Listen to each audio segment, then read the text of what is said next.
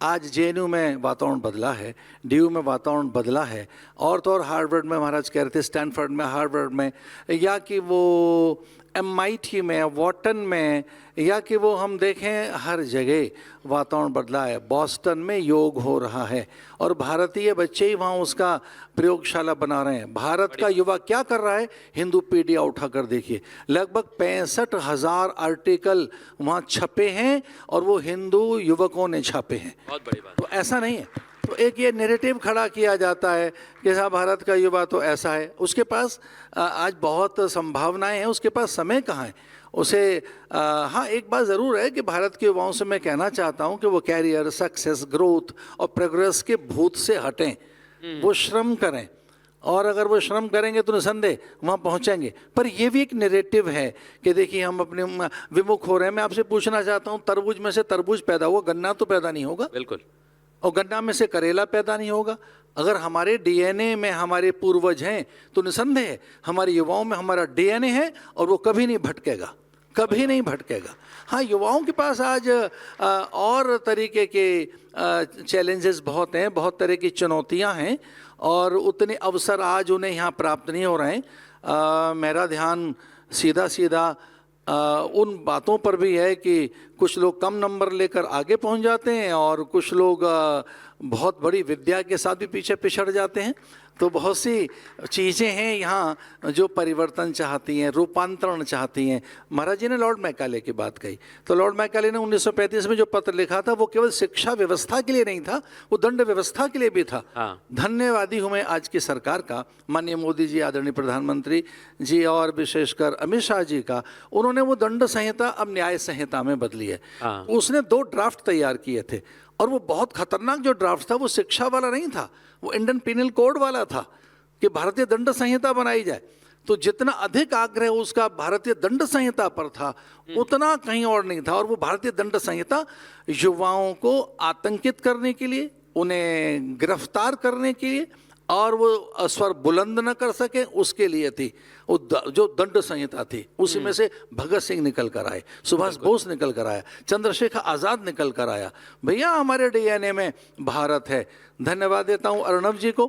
राष्ट्र सर्वोपरि है। मैं भारत के युवाओं से भी कहना चाहता हूँ कि वो बिल्कुल नहीं भटके हैं, वो विचलित नहीं हुए हैं, वो पथभ्रष्ट नहीं हुए हैं, और ना ही वो कहीं किसी और नैरेटिव के माया जाल में फंसने वाले हैं। तरबूज में से तरबूज पैदा होगा, गन्ना पैदा नहीं होगा। हमारे DNA में हमारे पूर्वज हैं, हम ऋषियों की संतान हैं। हमारे युवा भी हमारे जैसे ही हैं और उनके सामने स्वर्णिम भविष्य है। हाँ, उन्हें उचित अवसर दिए जाएं। और मैं फिर से कहना चाहूँगा आपके इस मंच के माध्यम से, we have endless possibilities, endless opportunity. जीवन अंतहीन संभावनाओं का नाम है और अंतहीन अवसर है हमारे पास। हाँ, युवा हमारा इसलिए विचलित हो जाता है कि उसके पास योग्यता है, प्रतिभा है, शौर्य है, पराक्रमी है, पुरुषार्थी है, अनथक श्रम कर सकता है। उसे थोड़ा ढंग से अवसर मिल जाए और योग्यता का, प्रतिभा का और उसकी विद्या का सम्मान होने लगे, उचित उसे श्रम और उसे सम्मान मिलने लगे, तो बड़ी बात होगी। उस दिशा में कहीं नीतियाँ बने। और जो अभी NEP आई है, नेशनल एजुकेशन पॉलिसी, उस NEP के द्वारा युवाओं को उचित अवसर मिलेंगे। आज ही हमारे उत्तराखंड में वहाँ के मुख्यमंत्री ने हज़ारों नियुक्ति पत्र बांटे हैं। तो यहाँ हमें रोजगार के अवसर निकालने होंगे। जैसे पूज्य स्वामी जी बैठे हैं हमारे रामदेव जी महाराज, तो उन्होंने हज़ारों युवाओं को कार्य दिया है, बहनों को, युवतियों को काम दिया है। तो हमें उद्यमता की ओर बढ़ना होगा। और एक और बात कहना चाहता हूँ, युवाओं के लिए एक स्वर्णिम भविष्य, ये देखो, यही सही समय है और यही समय है। प्रधानमंत्री जी ने कहा था यही समय है, सही समय है। अब इसमें स्वदेशी मंत्र लेकर आइए, लोकल फॉर वोकल।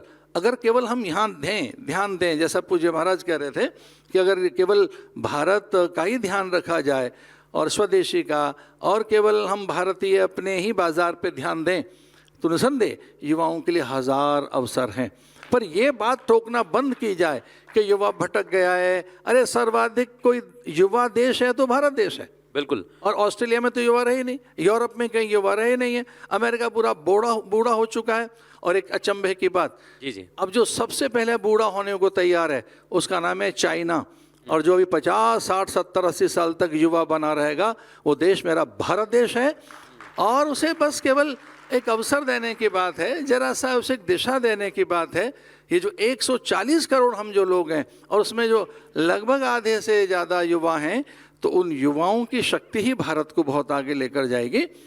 अंत में एक और बात कहना चाहूँगा, युवा वाली बात पे, युवा वाली बात पे कहना चाहूँगा। युवा का अर्थ है यूथसा, विवेक और कर्मठता।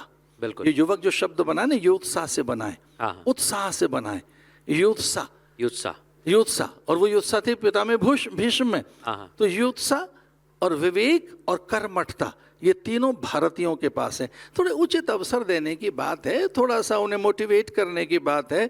पूज्य रामदेव जी महाराज जैसे उद्यमी निकल कर आएँ और उन्हें दिशा दें, रोजगार मुहैया कराएं, तो निसंदेह भारत का युवा परफॉर्म करने के लिए तैयार है, देश को बहुत आगे ले जाने के लिए तैयार है। पर मैं ये बात मानने को तैयार नहीं हूँ कि युवा भटक गया है। नहीं, युवा कभी नहीं भटका था। और वो नैरेटिव का माया जाल तो चलता ही है।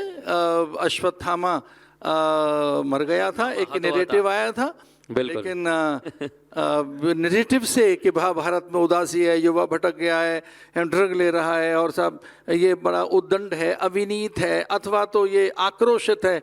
नहीं, अब यंग एंग्री मैन नहीं है भारत का युवा, एनर्जी मैन है भारत का युवा। बहुत बड़ी बात है। नाउ एनर्जी मैन है, is not angry man, not deviate, he is on the track, वो अपने सही रास्ते पर है। और मैं भारत के युवाओं का फिर से आह्वान करता हूँ आर भारत के इस राष्ट्र सर्वोपरि सम्मेलन के द्वारा कि आप हमारी आशा हैं, विश्वास हैं, आप हमारा भविष्य हैं। और आपके हाथों में कुछ दिनों के बाद तो फिर से कमान आने वाली है। जिस प्रकार से और 5-10 साल के बाद में युवाओं के ही तो हाथ में देश आने बिल्कुल, ये बहुत अच्छी बात कही आपने। 2 बातें कही हैं, मैं दोनों बातें इसलिए यहाँ पे चर्चा कर रहा हूँ उस पर।